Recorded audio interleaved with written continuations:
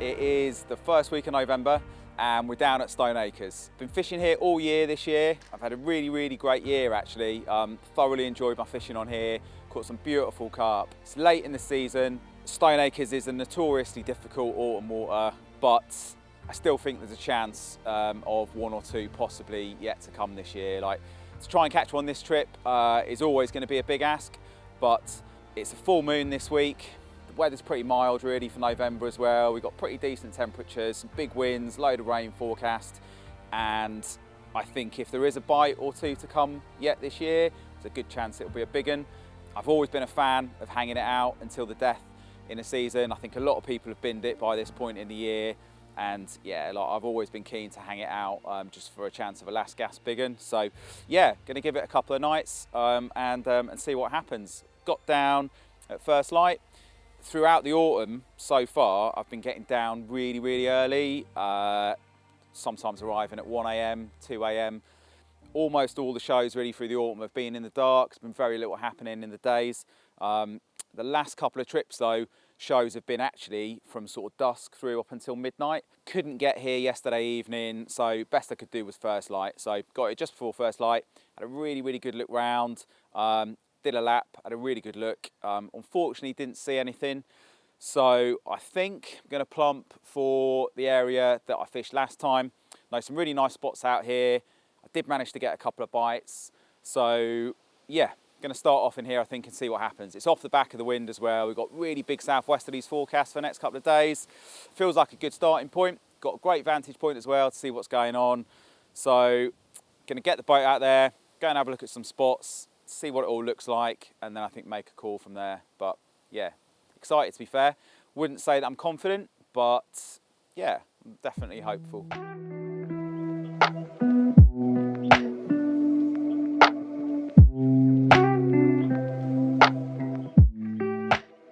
I do actually use two boats. Got myself a Bic this year. It's the first one I've had actually. I've always used the little inflatables before. Really like the little 1.6 metre Raptor that I've got. It's really discreet, you can be so quiet, you can creep out there incredibly quietly, not make a sound. And when there is no wind on, it's definitely the best vessel, I think, to be using. But as soon as you put a big wind in the equation, those little inflatables are an absolute nightmare in the wind, especially if you're trying to be really precise and you're dropping rigs, you know, visually onto spots by eye. So yeah, I'm gonna go with the Bic today. I've actually done a couple of things to make it a little bit quieter. One of the things with the Bics that everyone kind of was always a little bit nervous about is the noise. So obviously, because they're plastic construction, that sound is horrible, echoes through the water. You know, I'm convinced that the carp don't really like it. So what I did was ordered just some sheets of neoprene off eBay. It was only cheap, just like 4mm thick neoprene. Layered it up all around the front edges, and it's virtually silent now compared to that. When you're putting your bits down, when you're working around these front edges, be it your rod, landing net, oars, whatever it is, block leads, just makes it so much quieter. No reasonable excuse for the camo, other than it looks better than looking at a bright green Bic sat in your swim all day long. I use a big mat, just got one of the TA mats in the base as well, nice and thick and padded. Obviously you might spend 2, 3, 4 hours out there, knelt down on your knees, so the mat just kind of helps cushion the blow for your knees. And then yeah, I think just kind of having all your stuff together and being organised before you get out there. So I've always got a little bag with all my block leads in, so I always get these organised before I go out. I usually take out 5 or sometimes even 6 blocks, just so I've got option. If I see something as I'm passing over, you can just quickly drop a block on it and then maybe head out, carry on looking. Sometimes you might go back, collect one or whatever, but just get everything organised first. Got my echo sounder in here as well. It's the same one that I use out in Europe. I don't use the echo sounder function on it at all, just use it for the GPS points. A couple of different ways that you can spot find on here, and you can get back to your spots. Obviously one is for using wraps and a marker float, and yeah, the other is just by having the spots pinned, which to be honest is what 95% of the lads on here do. So yeah, that's how I'm going to head out to my spots today. Just going to go out and see if there's any bait left on them. If they were the spots that were fished over the last few days, then I get out there, have a look, see how it all looks, and then make a decision from then, I think. one of the massive advantages, and to be honest, just the real pleasures, I think, of fishing Stoneacres is the fact that you can use the boats. I've done loads of boat work in the past, used boats for years in Europe and on plenty of English waters as well, but fishing somewhere where it's tap clear, not too deep, and you're actually allowed to use a boat means, you know, that you can spend plenty of time out in one and you can get a really, really good look at what's going on out there.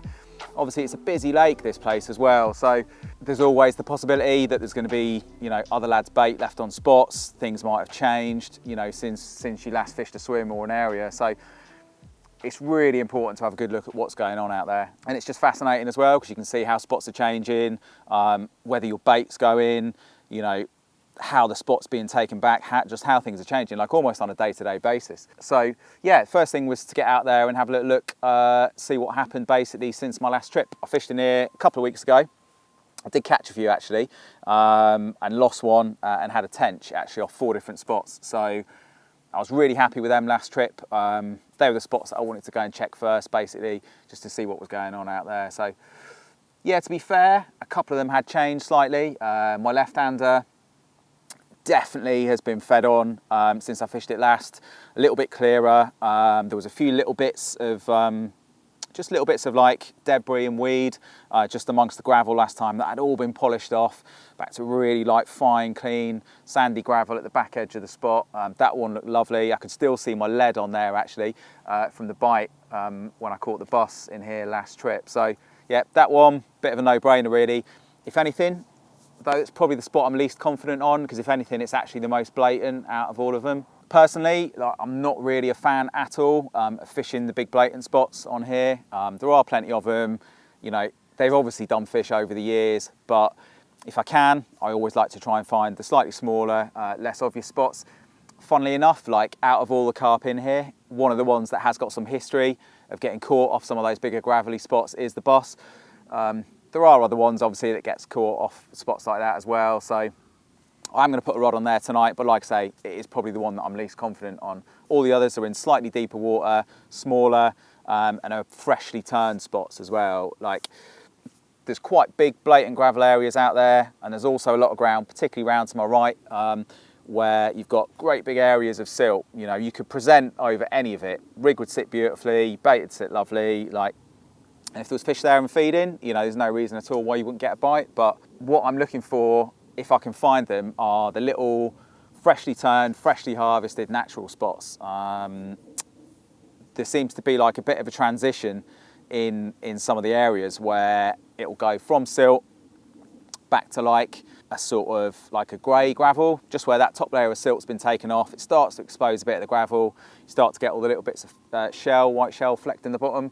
And then, you know, maybe a week or so later, another hit or two of bait, and it's gone back to gravel. And by then, it's probably almost too late. Like what I'm looking for, if I can find them, are those spots that are just on the turn, either silt, just peppered and flecked with little bits of shell, or just with a little bit of that grey gravel poking through. They've seemed to have been the prime spots really this year, certainly ones that I've had most of the bites from anyway. So yeah, it's, you know, it's often a case, I think, of just being patient and, you know, looking really carefully at the spots and kind of deciding which ones you think like either look the freshest or, you know, the ones that have got the most potential for whatever reason. My middle rod has got a beautiful like horseshoe of weed around the back of it. Comes up quite high actually. The weed's probably 4, 5, maybe even 6 foot high at the back of it.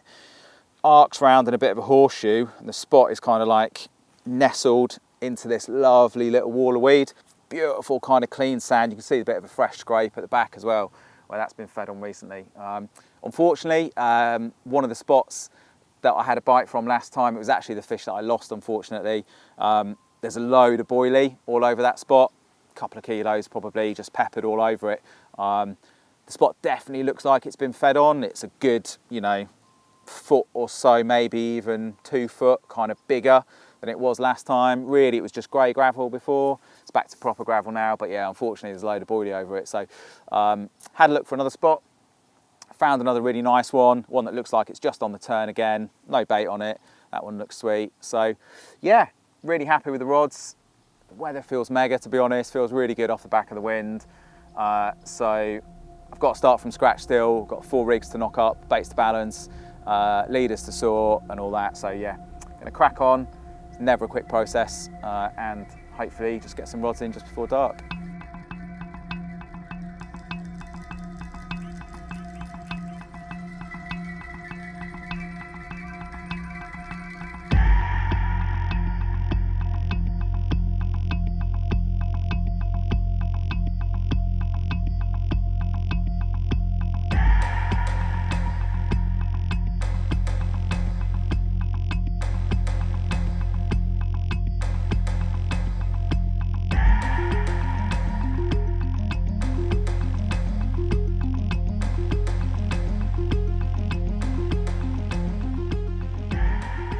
That's it, all 4 out sweet. It's always stressful getting your rods out on here.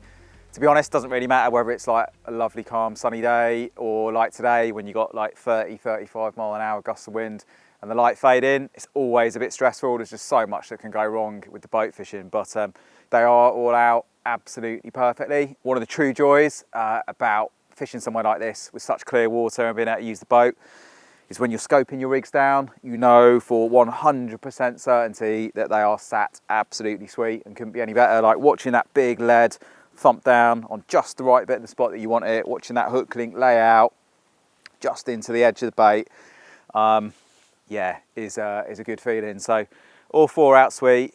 We avoided any massive dramas.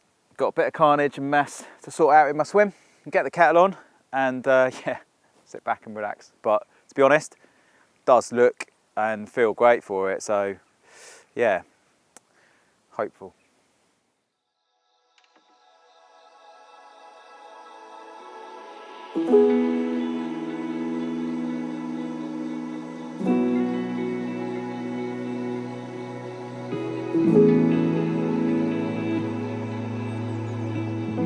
Well, apart from the rain and the relentless wind, it was a pretty quiet night.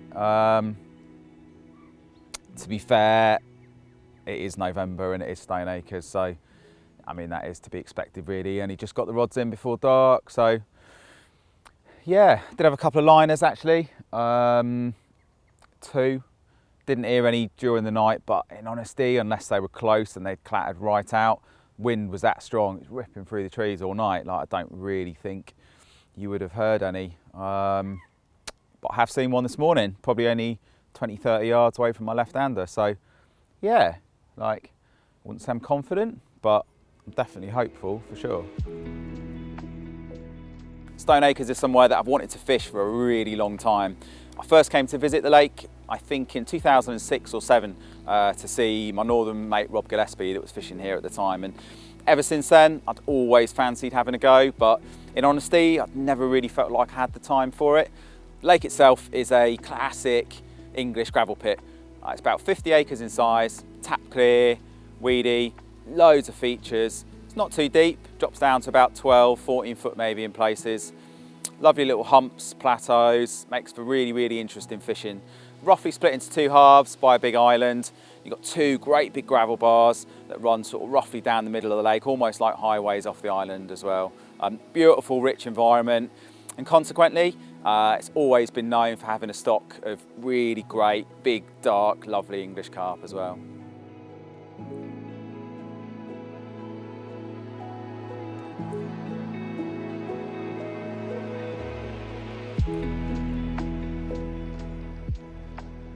Having access to a boat makes you incredibly aware of how much bait you're putting in, especially in tap clear water when you can actually watch it down and land on the spot. It's amazing how much bait just literally a couple of scoopfuls looks like.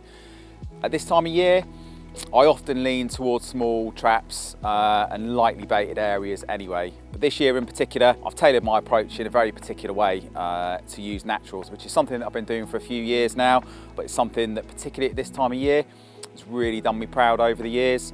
Might not seem like a lot of bait, certainly on a big pit like this, but I've literally just been fishing for a bite at a time. Just a pint of castor, small handful of chopped worm, tiny bit of hemp, tiny little bit of boilie crumb, and just a couple of chopped nuts and a small hook bait over the top. Just literally fishing for a bite at a time on small spots. To me, especially when they're harvesting the last of the naturals at this time of year, just seems like a perfect way to nick a bite.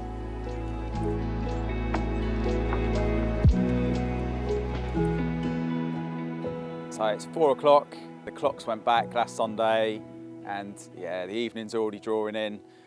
In terms of the fishing, in all honesty, I've done absolutely nothing today. Apart from the one solitary show this morning, nothing's really happened at all. Been a bit of a mad day in terms of the weather as well. The wind has been strong, had some really big squally showers, big gusts of wind ripping through. Like, I think the forecast said it peaked out about 40 mile an hour or something like that.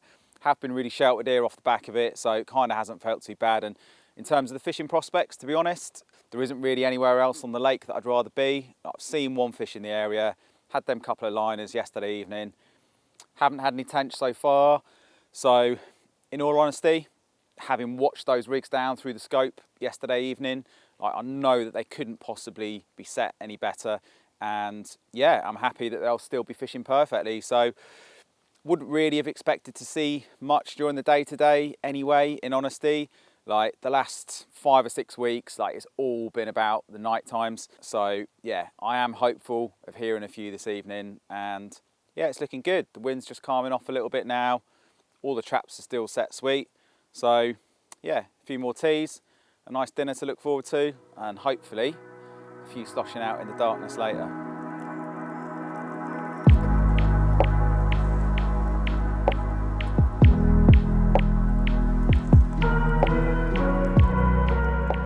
So many lakes that I've fished over the years. The moons play a huge part in the capture of the big uns over a course of a season. Obviously, they do get caught outside the moon phases, but yeah, new moon and the full moons always just add massively to the anticipation. Stonies this year, it's done most of the big uns within a day or two of either the full or the new.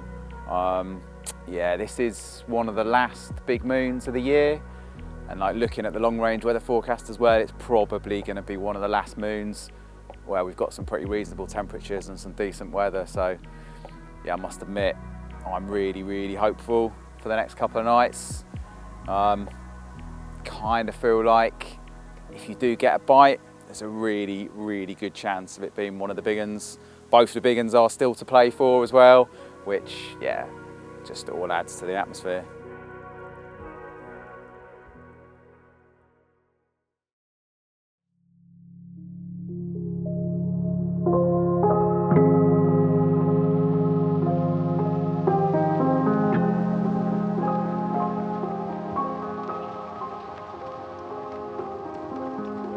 Well, sadly, literally nothing to report. Beautiful morning, rain stopped, which is nice.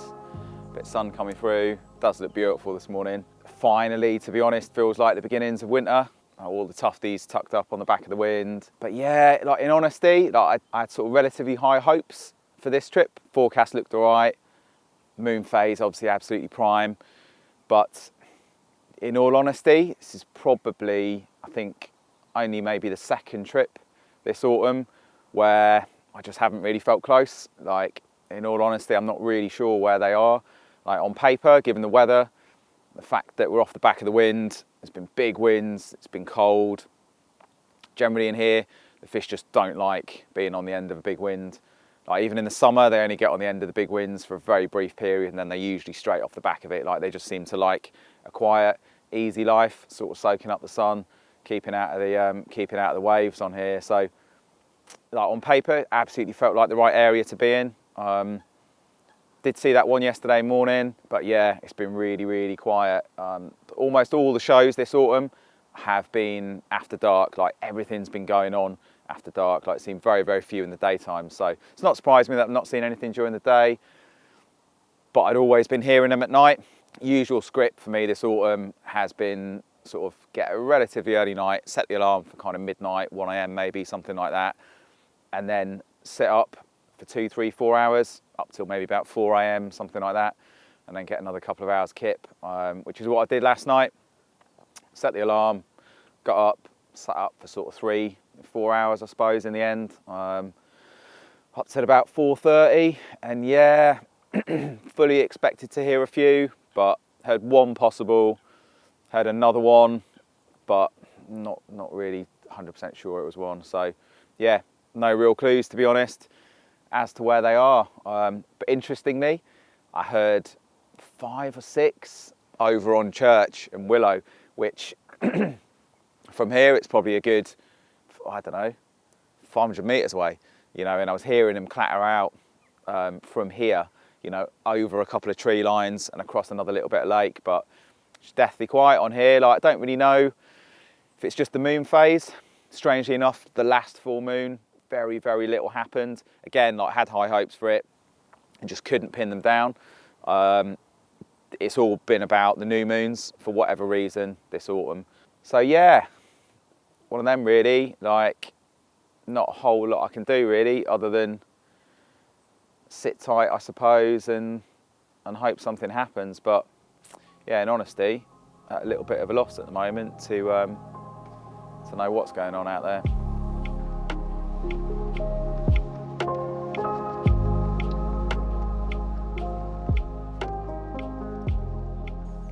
I suppose I've always thought of myself as a fairly meticulous angler in terms of the neatness of my rigs, bait application, but in particular in terms of the spots that I fish and the type of spots I fish. I'm really, really fussy about everything feeling just so. The feel of the spot itself, how my lead hits the clip, how my rig flies through the air, how it hits the water, the quality of the drop. Like, all them things have been really, really important to me for a long, long time now. It's always difficult to sort of assess like exactly how much difference that makes, but you know, I think importantly for me, in my head, like, I feel like it does make a really, really big difference. And you know, when I put my rods on my sticks, flick my buzzers on in the evening, I can't settle until I'm 100% certain that they are as good as I possibly could have put them out. I have done a lot of boat fishing over the years in various different guises really. Some in Europe on big waters, some on lakes where, you know, you've got to be a bit careful and you can't really spend too much time out in the boat for, you know, for whatever reason. But I suppose Stoneacres is probably the first lake that I've ever fished where you can legitimately and legally spend all day long out in a boat in tap clear water and see exactly what is going on. And that just changes the dynamic completely, because there's so much to be learned from that. You know, this year has been absolutely fascinating in that respect, because of being able to see everything so clearly. It's really apparent when you get out there and you can see the whole lake bed straight away. You can see exactly which bits of the lake bed are being fed on. There'll be huge, great big areas of silt that barely look like they've been touched. You know, you drop a lead down into it, you can see straight away there's depth to the silt, big plumes of black silt coming up, you know. And then every so often you come across a tiny little bit flecked with little bits of white shell. That's always the giveaway. That's always what you spot first, all the little bits of white shell just gleaming. You know, the silt will be a little bit firmer.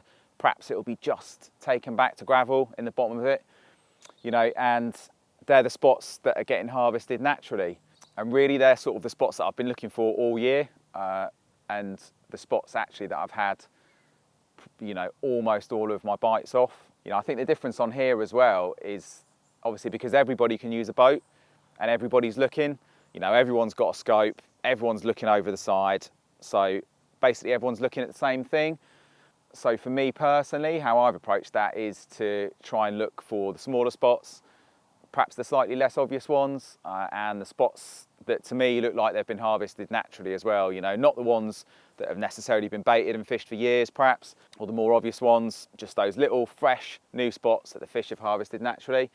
And yeah, so far that's, you know, that's done me proud this year. I've sort of managed to catch fairly consistently, you know, from quite a few different swims as well. And I think, you know, looking for those particular ones, I think has definitely made, you know, a big impact on that. But yeah, certainly through the majority of the year, the fish love a show. And I've always been quite a mobile angler. I won't just sit in a swim for days, sat over bait, waiting for the fish to turn up. I hate fishing like that. I try and base really all my fishing on letting the carp show me where I need to be. Having seen a lot of the things that I've seen this year, I'll probably be even more meticulous now in future.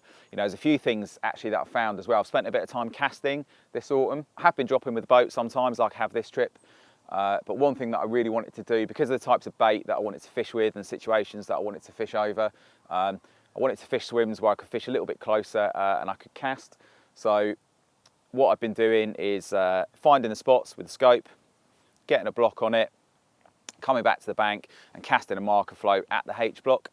And it's incredible how casting a float at a block, it looks bang on. You go out there in the boat and very often it will be a couple of foot past it, a couple of foot short. It's never as precise as you think it is. So I spent quite a bit of time sorting a few spots out this autumn, getting the clips absolutely bang on. And I think, you know, using the braid has been really, really important there as well. Like the stretch that you get in mono is incredible. You know, there's a huge margin for error with that. Whereas with the braid, if you're fishing to the exact same clip with your lead or your marker, if you're then using braid on your fishing rods, you're fishing to the exact same clip, you're getting the exact same drop, you know, then you can be as close to 100% sure anyway as you could ever hope to that your rig is on the exact same spot that you want it on. And again, because of the boat usage, you know, been lucky enough here to actually be able to put that into practice, to cast a rig out to a clip that I've sorted and then go back out in the boat and physically check it and look and see exactly how it's laid out. And yeah, I've learned an awful lot this year, and you know, I think it'll definitely have a big impact, I think, on how I spot find and fish in the future for sure. I've talked about this rig quite a few times in the past, but it's a rig that I've used for a really, really long time now, and I've used it exclusively this year for my fishing. A couple of little adaptations to how I've fished it over the last couple of years, but ultimately and mechanically really it's the exact same setup that I've used for a really, really long time now. Some of the fishing I've done on here has been placing rigs from the boat by hand. Some of it's been casting as well, but essentially it's exactly the same thing. So fishing with braided mainline, 40-pound SBX braid. To that I've got about maybe 10 metres of 30-pound Think Link as a fluorocarbon leader. Particularly with the boat dropping, where you don't necessarily have to worry so much about the tangle-proof nature of it casting, but also because of the tap clear water, the heaviness of the fluoro leader, want something that's going to sit really nicely over the top of the weed and just be as inconspicuous as possible. So got a big long length of fluoro leader, a couple of big lumps of putty just back up the leader, and then down to a leg clip. I'm using the clip for a couple of reasons, partly, which I'll explain in a minute, so I can get the rig to reset itself because it's been left out there for quite long lengths of time, but also because of the size of the leads that I'm using as well. It just suits fishing with the kind of 10-ounce leads a little bit better, I think, than a helicopter would. Obviously, the last thing you want at any point is a 10-ounce lead swinging around when you're attached to a carp. So as soon as the lead's done its job and hooked the fish, the lead's discharging. The other advantage with that, especially fishing really, really weedy lakes like this, is that the fish is coming straight up in the water instead of burying itself in the weed potentially, and you know, more often than not it's an easier job to land them. Because of the nature of the fishing on here, it's a big lake, big weed beds drifting around at times, sometimes fishing really long out into the middle, 140, 150 yards, and especially boat placing as well, so where you're coming back in a long way, paying line off your reel. You know, I think the big leads, obviously they're incredible for hooking fish in the first place, but also they just give you that extra little bit of security for just making sure that your rig stays absolutely in the place that you've dropped it as well. So leg clip down to an anti-tangle sleeve, and then this is the little combi rig setup that, like I say, I've been using for a really long time. Probably 5 inches of the tint link, sits beautifully, stays really straight. Looks incredibly inconspicuous on the bottom. You know, you lower it down into tap clear water, the whole setup really disappears. The only thing you can ever really see is the lead. Couple of little bits of putty on there, one in the middle, one just to cover the knot. Underneath that, I've got a little Albright knot. I've just got a really short section of the 20-pound Duoflex hook link. It's really nice, soft, supple, just gives the perfect break and bit of flexibility for the hook section, just to allow it to flip and turn and do its job. The hook itself is stepped up version at the size 4 curve point.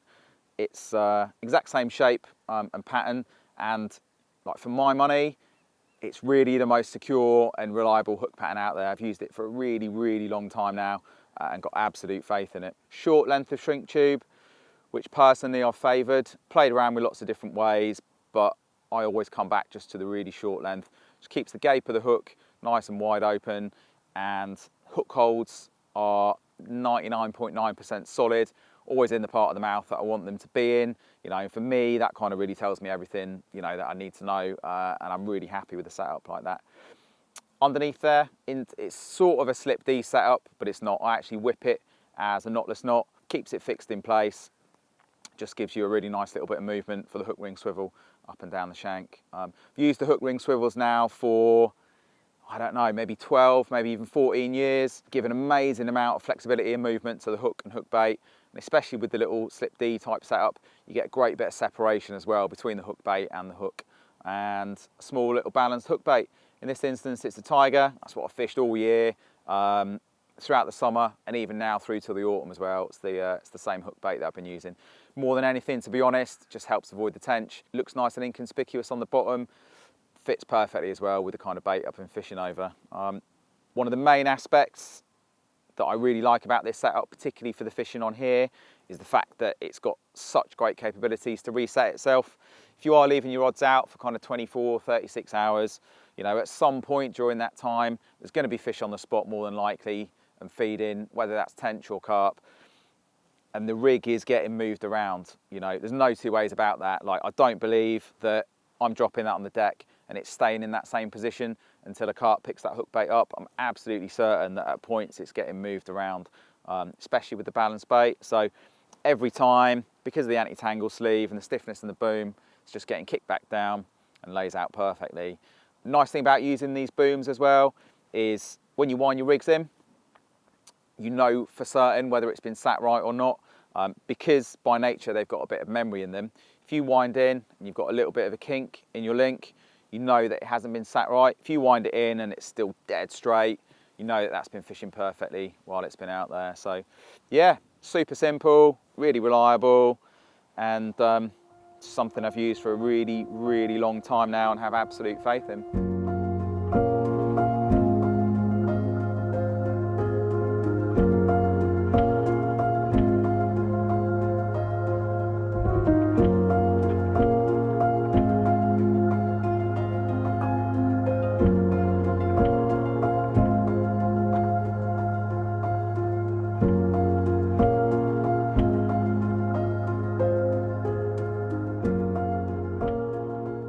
So we've got some lovely vis clarity out there today, especially with blue skies and the sun. A little bit calmer as well, and yeah, you can see absolutely everything out there through the scope. First two spots over on the left hand side of the swim, absolutely untouched, literally still perfect peppered spreaded bait. Still see my lead sat there, tiger just kicked out perfectly behind it. Literally nothing has moved, nothing been touched. Second spot exactly the same, nothing touched whatsoever. The third spot has definitely been fed on. That's actually one that I'd had a couple of little bits of liners on as well, so it's definitely been visited. Whether by tench or carp, not 100% sure. The spot is incredible, got much clearer vis of it today, and was playing around just with the block lead, and I reckon the spot itself is a good 8 to 10 inches deeper than the surrounding area. Big wall of weed around the back of it. You can literally see the shelf as it just drops into the crater. Actually watching the block lead just rolling down into the crater. Some bait has gone. You can see little clear areas amongst the castor and little bits of chopped knot where it's just been kind of pushed to one side. Rig is still sat sweet, but I am going to redo that one just because it has been fed on. So just to make 100% certain that it's sat absolutely sweet for tonight, I'm going to redo that one. And then this one, the right-hander, every single little speck of bait has gone, like literally nothing left. No casters, not even a tiny little bit of white chopped knot in sight, everything gone. Couldn't see the rig either, so whether or not it's the siltiest of all the spots, this one, there's only a tiny little bit of grey gravel showing. Whether or not, because it had been fed on, silt had resettled back over the top of the rig, and the tiger, I'm not sure. I think that's probably why I couldn't see it. Came in absolutely perfect, link still dead straight, hook still perfectly sharp, so I don't think it had been moved. But yeah, all the bait had gone. I don't think it's tench that cleans spots out like that, personally. You never know for sure, but yeah, I've got a feeling that that one's been cleaned out by the carp. So yeah, whilst it didn't seem like a lot had happened the last couple of nights, definitely a bit of something gone on out there. And actually, just in the last half an hour while I was out there having a look at that spot, seen one show over to the left as well. So yeah, there is a couple in the area. Haven't done much boat activity at all. So yeah, I'm pretty confident. The boys are off home now. I'm gonna get another night, maybe two if I can squeeze it out to myself, a bit of peace and quiet. It looks much better now. It looks much better for this area and this bit of the lake as well, especially having had some sun on it today. So yeah, I feel pretty confident in all honesty. I think historically, I'd say there's probably only another 1-2 bites left in it for the lake. Do still feel pretty confident and pretty hopeful. It would be lovely just to have one more to sign off really what's been a mega year, but yeah, we'll see.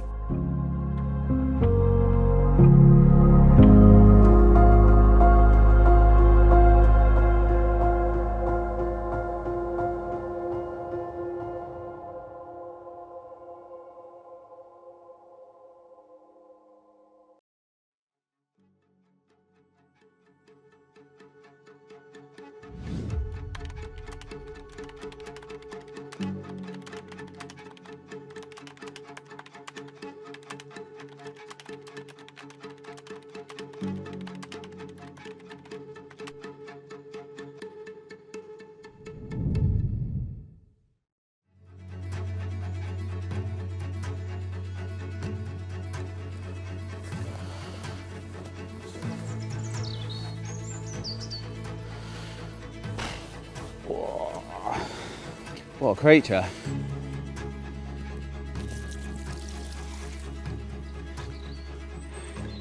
It's